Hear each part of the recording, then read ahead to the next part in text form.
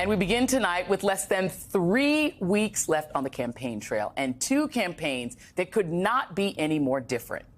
We have Vice President Kamala Harris sending a unity message of country before party versus Donald Trump, who puts himself before country.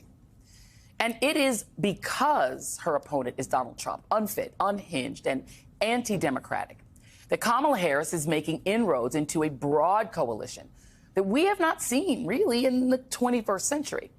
A coalition of Democrats, independents, and Republicans united for democracy and united against Trump. Moments ago, Harris even ventured into the hostile television territory for the first interview that she's had thus far on Fox. Though the first portion of the interview was entirely about immigration, the vice president managed to wrestle away from migrant crisis fear-mongering to address the stakes of this election.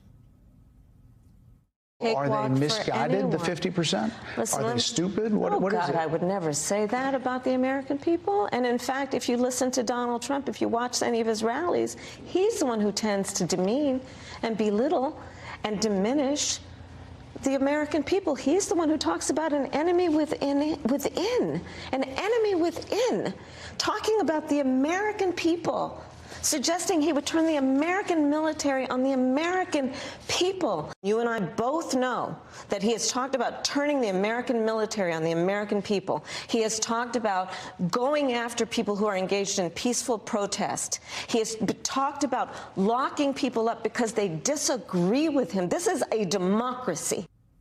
The vice president may not be the first Democratic candidate to appear on Fox, but her message to Republicans is resonating with big names across the aisle. Today, more than 100 Republicans stood alongside her in Bucks County, Pennsylvania, outside Philadelphia, as she delivered a strong rebuke of her opponent. Donald Trump is increasingly unstable and unhinged. Anyone who has called for the, quote, termination of the Constitution of the United States, as Donald Trump has, must never again stand behind the seal of the President of the United States. This type of crossover appeal within our two major political parties is extremely rare. You had the Reagan Democrats, white male Democrats motivated by social conservatism, who defected in the presidential elections of the 1980s to vote for the Republican candidate. Reagan Democrats were such a decisive phenomenon, there's still a mythical quality to them, something to be debated and studied. It's not like you hear the term Bush Democrats or Obama Republicans or Republicans for Clinton. I mean, can you imagine? You know what you do hear, though, these days? Republicans for Kamala. It's a result of her message and commitment to unity, something her opponent has no interest in. In a Fox town hall in battleground Georgia, Trump appeared before an audience of all women because, hosting an adjudicated rapist for an all-woman town hall is exactly what Fox would greenlight. From this town hall, Trump doubled down on his Hitler talking points about the enemy from within. It is the enemy from within, and they're very dangerous. They're Marxists and communists and fascists, and they're sick. I use a guy like Adam Schiff because they made up the Russia hoax. We have China, we have Russia, we have all these countries. If you have a smart president, they can all be handled. The more difficult are, the Pelosi's, these people, they're so sick and they're so evil. Turns out Trump's enemies from within aren't undocumented immigrants, as his followers want you to think. I see you, Glenn Youngkin. Those enemies are actually Democrats elected by the people who happen to disagree with him. Dictator much? Joining me now is David Jolly, MSNBC political analyst and former Republican congressman, and Robert P. Jones, president of the Public Religion Research Institute. Thank you, gentlemen, for being here. I do want to start with you, David, because, I just was making a couple notes as I was listening there. You had in Bucks County, Pennsylvania today, the former lieutenant governor of Georgia. We had our friend Olivia Troy, who worked in the Trump administration. You had Adam Kinzinger, very conservative Republican former congressman. You had Vice President Harris praising Mike Pence and saying, but for him, we might not still have our democracy. And then there was the literal physical embrace of the two people who introduced her. This couple who were longtime, lifelong Republicans. The husband had voted twice for Donald Trump. They were a couple that had a farm, so they're rural folks. That's right. And it strikes me that part of what Vice President Harris is doing, including in that Bret Baier interview, is saying that part of the way to bring the country together is a literal physical embrace of people who, for a lot of Democrats, are an anathema, people who voted for Donald Trump. But she's saying, no, you could have worked for him. You could have voted for him. You could have voted for him twice. You're still my people, and I will even go to your favorite network and argue on your behalf. Joy, I love to see Vice President Harris in this environment because, for one, strategically, there are very few gettable voters left in the next 2 weeks. This is a group of gettable voters. I mean, it's kind of unorthodox for a Democratic candidate to think, I need to spend part of my last 2 weeks going after Republican voters. But they're available because, as you mentioned, kind of the grassroots support from Republicans who can't vote for Trump again. And up there also were about 100 former members of Congress, at least on the email chains that I saw, that could or couldn't make it, that represent districts across the country. I mean, this was not just your Kinzinger-Cheney event, and it shouldn't be. This was your Vice President Harris event, because right now she's the most powerful voice to either never Trumpers, soft Republicans, pro-democracy Republicans, whatever you want to call them. And in some ways, I think we're beginning to see, again, this sounds unorthodox, the closing message from the two candidates. Because as much as Vice President Harris has talked about policy and wants this race to be about policy, many voters want to vote on reproductive freedom and other issues. This race is really about Donald Trump and whether or not he's a danger to the nation and what happens if he returns. And the Vice President is realizing that as well. And it seems odd to make it simply about the Donald Trump brand and the danger of Donald Trump. But if your most gettable voters are actually Republicans who disagree with you on policy but want to protect the country, Donald Trump's also giving us his closing message, that there are enemies within that he's going to round up with the U.S. military.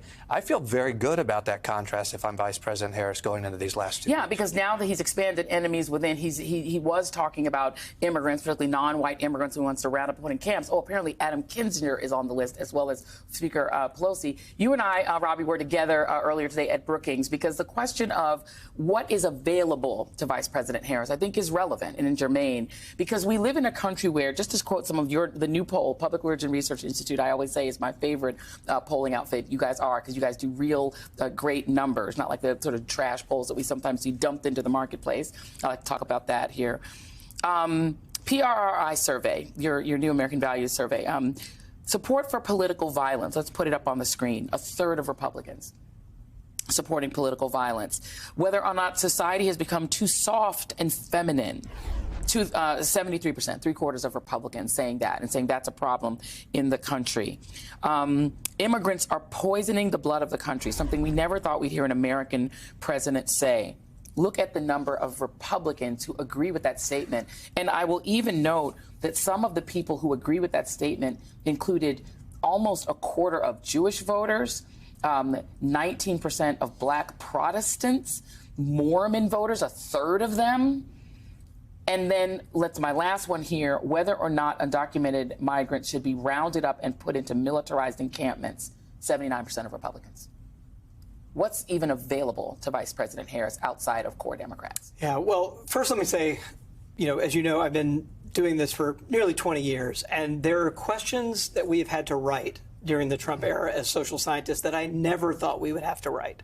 So to write that question and put it on a public opinion survey and say, we actually need to know what the American people think about this statement, that whether immigrants are poisoning the blood of the country, right? It's just, I think we should just pause for a minute and say how astonishing that is. And so even I look at these numbers all the time, and it is astonishing to me that, we need to know the answer to that question. But that's where we are in the country today. And you said it's 6 in 10 Republicans, one of our two political parties.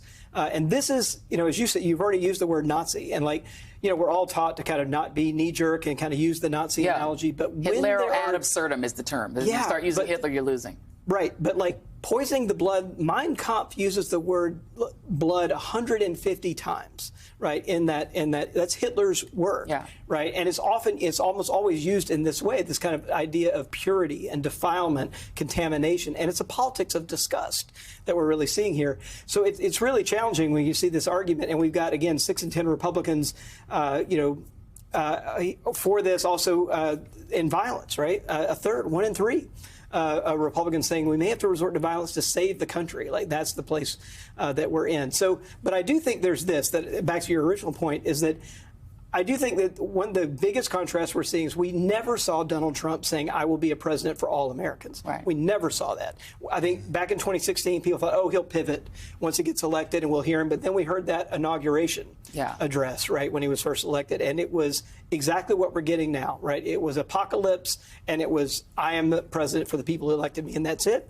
And I think one of the things we're seeing for Harris is her saying exactly the opposite. I want to be a president for all Americans. Well, so here's the question then. I mean, you are the numbers guy, and I want both you guys to answer this question. If we live in a country where 60% of self-identified Republicans essentially believe what Hitler believed, right, in terms of people should be rounded up, they're poisoning our blood, how is this country governable by somebody like Vice President Harris, as much as she is reaching out and saying everyone here? She refused to take the bait from Bret Baier, who wanted to try to get her to insult Trump's supporters. She wouldn't do it. Yeah.